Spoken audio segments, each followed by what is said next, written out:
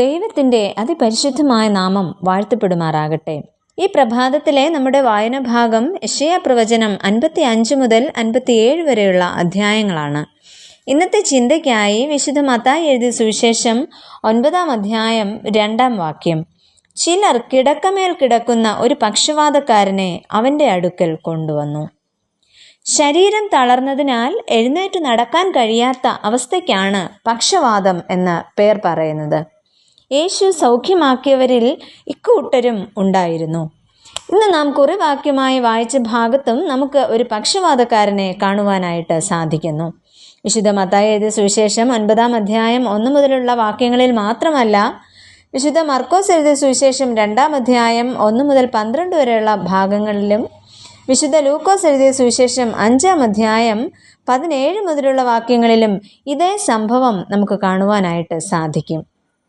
ഇവിടെ കഫർന്നഹൂമിലെ ഒരു ഭവനത്തിലാണ് ഈ രോഗി സൗഖ്യം പ്രാപിച്ചത്. ദൈവരാജ്യ ആഗമനത്തിൻ്റെ അടയാളമാണ് ഇത്തരം ശാരീരിക വികലതകൾ മാറിക്കിട്ടുന്നത് എന്ന് യെശയ്യാ പ്രവചനം 35-ാം അധ്യായം 3 മുതൽ 6 വരെയുള്ള വാക്യങ്ങളിൽ നമുക്ക് വായിക്കുവാനായിട്ട് സാധിക്കുന്നു. പക്ഷവാതക്കാരന് സൗഖ്യം ലഭിച്ച സംഭവത്തിൽ നിന്നും നമുക്ക് ചില കാര്യങ്ങൾ മനസ്സിലാക്കുവാനായിട്ട് ശ്രമിക്കാം. വ്യത്യസ്ത തരത്തിലെ ആൾക്കാരെയാണ് നമുക്ക് ഈ ഭാഗത്ത് കാണുവാനായിട്ട് സാധിക്കുന്നത്. ഒന്നാമതായിട്ട് 4 ആളുകളെ നമുക്ക് കാണാം. ഏറ്റവും മഹത്വമേറിയ ഒരു പ്രവൃത്തിയാണ് ഇവിടെ ഈ വ്യക്തികൾ ചെയ്യുന്നത്. രോഗാസന്നനായ ഒരുവന്റെ ജീവനെ തിരിച്ചു പിടിക്കുവാൻ അവർക്ക് സാധിച്ചു. ആർദ്രതയുടെയും മനസ്സലിവിൻ്റെയും ചെറു സംഘമായി പ്രവർത്തിക്കുന്നു ഇവിടെ ഈ വ്യക്തികൾ. സുഹൃത്തിൻ്റെ വേദനയുടെ തീവ്രതയെ നെഞ്ചേറ്റുന്നതിന് ഇടയായ സഹാനുഭൂതിയുടെ പര്യായമായ 4 പേർ. ഇവരുടെ വിശ്വാസത്തിൽ നിന്ന് ഒരുവന്റെ ജീവിതത്തിലേക്ക് വസന്തം വന്നെത്തുന്നു. ക്രിസ്തുവിങ്കലേക്ക് ഒരു പാലമായി തീർന്ന ഈ കൂട്ടർ ദൈവകൃപയുടെ വാഹകരായിരുന്നു. രണ്ടാമതായിട്ട് നമുക്ക് ശാസ്ത്രിമാരെ കാണുവാനായിട്ട് സാധിക്കും. ഇവർ യേശു ദൈവദൂഷണം പറയുന്നു എന്ന് അവർ പറഞ്ഞു. ശാസ്ത്രിമാരെക്കുറിച്ച് നാം നേരത്തെ പഠിച്ചതാണ്. അവരുടെ പഠിപ്പിക്കൽ പാപമോചന കർമ്മം നിർവഹിക്കുവാൻ അവകാശമുള്ളത് പുരോഹിതനാണ്. കാരണം അത് അവരുടെ കുത്തകയാണ്. പിന്നെങ്ങനെ യേശു പാപമോചനവും സൗഖ്യവും ഈ രോഗിയായ മനുഷ്യന് നൽകും? ഇത്തരത്തിലുള്ള പിറുപിറുപ്പും പരാതിയുമായിരുന്നു ഇവിടെ ശാസ്ത്രിമാരുടെ പ്രധാന പ്രശ്നം. മൂന്നാമതായിട്ട് യേശുവിനെ നമുക്കിവിടെ കാണാം. പക്ഷവാതക്കാരൻ്റെ പാപങ്ങൾ ക്ഷമിച്ച് യേശു കർത്താവ് അവനെ സൗഖ്യമാക്കുന്നു. എന്താണ് പാപം? മനുഷ്യനും തമ്മിലും മനുഷ്യനും ദൈവവും തമ്മിലും വിടവുണ്ടാക്കുന്നതെല്ലാം പാപമാണ്. പാപം എന്നത് ഹൃദയത്തിൻ്റെ ഒരു അവസ്ഥയാണ്. മനുഷ്യൻ്റെ പാപം ദൈവഹൃദയത്തെ വേദനിപ്പിക്കുന്നു.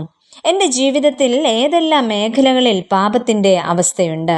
എൻ്റെ ഫാമിലി, എൻ്റെ സുഹൃത്തുക്കൾ, എൻ്റെ മാതാപിതാക്കൾ, സഹോദരങ്ങൾ, സമൂഹം, സഭ, ഞാൻ ഉൾപ്പെടുന്ന ഈ മേഖലകളിൽ എവിടെയെങ്കിലും എൻ്റെ ജീവിതത്തിൽ കുറവുകൾ വന്നു പോയിട്ടുണ്ടോ?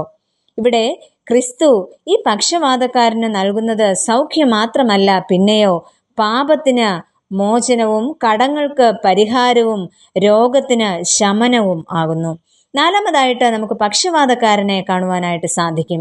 പ്രതികരണശേഷി നഷ്ടപ്പെട്ട, സജീവത്വം നഷ്ടമായിക്കൊണ്ടിരിക്കുന്ന ഒരു സമൂഹത്തിൻ്റെ ചിഹ്നമാണ് ഇവിടെ ഈ പക്ഷവാതക്കാരൻ.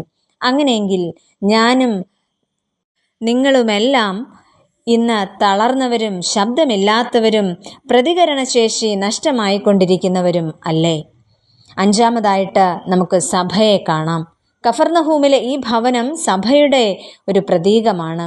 അവിടെ എല്ലാവർക്കും പ്രവേശനവും ഉണ്ട്. ആ ഭവനത്തിൽ തിങ്ങിക്കൂടിയിരുന്ന എല്ലാ തരത്തിലുമുള്ള ജനങ്ങളെയും യേശു കർത്താവ് ഇവിടെ സ്വീകരിക്കുന്നു. അങ്ങനെയെങ്കിൽ നാം കണ്ട ഈ 4 കൂട്ടം മനുഷ്യരും ഇന്ന് ഈ സമൂഹത്തിലുണ്ട്. ക്രിസ്തുവും നമ്മുടെ മുന്നിലുണ്ട്. എന്നാൽ ഈ 4 പേരെ പോലെ വിശ്വാസം ഉള്ളവർ, ശാസ്ത്രിമാരെ പോലെ പിറുപിറുക്കുന്നവർ, പക്ഷവാതക്കാരനെ പോലെ നിശബ്ദരായിക്കൊണ്ടിരിക്കുന്നവർ, നാം ഇതിൽ ഏതു കൂട്ടരാണ്? ആത്മശോധന ചെയ്യാം. നമുക്ക് പ്രാർത്ഥിക്കാം. പ്രിയ കർത്താവേ, പക്ഷവാതക്കാരനെ പോലെ പാപമോചനവും സൗഖ്യവും പ്രാപിച്ചുകൊണ്ട് സഭയിലൂടെ മറ്റുള്ളവരുടെ വീണ്ടെടുപ്പിന് കാരണമായി തീരുവാൻ ദൈവത്തിൻ്റെ പരിശുദ്ധാത്മാവേ ഞങ്ങളെ സഹായിക്കണമേ. ആമേൻ.